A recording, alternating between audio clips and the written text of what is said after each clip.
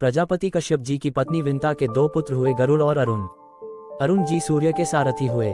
संपाति और जटायु इन्हीं अरुण के पुत्र थे। बचपन में संपाति और जटायु ने सूर्य मंडल को स्पर्श करने के उद्देश्य से लंबी उड़ान भरी। सूर्य के असह्य तेज से व्याकुल होकर जटायु तो बीच से लौट आए, परंतु संपाति उड़ते ही चले गए।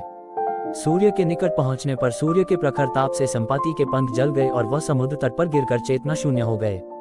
चंद्रमा नामक मुनि ने उन पर दया करके वाले बंदरों के दर्शन से पुनः उनके पंख जमने का आशीर्वाद दिया। जटायु पंचवटी में आकर रहने लगे।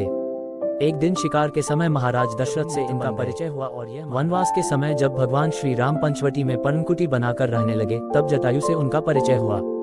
भगवान श्री राम अपने पिता के मित्र जटायु का सम्मान अपने पिता के समान ही करते। भगवान श्री राम अपनी पत्नी सीता जी के कहने पर कपट मृगमारीच को मारने के लिए गए और लक्ष्मण भी सीता जी के कटुवाक्य से प्रभावित होकर श्री राम को खोजने के लिए निकल पड़े।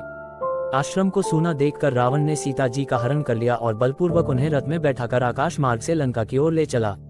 सीता जी का करुण विलाप सुनकर जटायु ने रावण को ललकारा। जटायु का रावण से भयंकर संग्राम हुआ और अंत में रावण ने तलवार से उनके पंख। जटायु मरणासन होकर भूमि पर गिर पड़े और सीता जी को लेकर रावण लंका की ओर चला गया।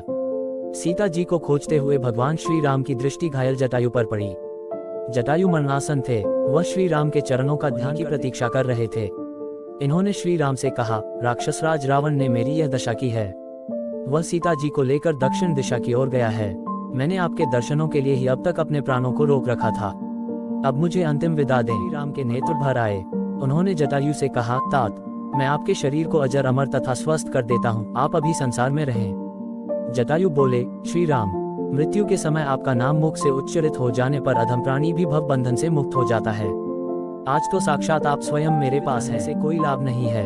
भगवान श्री राम ने पक्षीराज जटायु के शरीर को अपनी गोद में रख लिया। उन्होंने के शरीर की धूल को अपनी जटाओं से साफ किया। जटायु ने उनके मुख कमल का दर्शन करते हुए उनकी गोद में अपना शरीर छोड़ दिया। इन्होंने परोपकार के बल पर भगवान का आश्रय प्राप्त किया और भगवान ने इनकी अंत्येष्टि क्रिया को अपने हाथों से संपन्न किया। पक्षीराज जटायु के सौभाग्य की महिमा का वर्णन कोई नहीं कर सकता।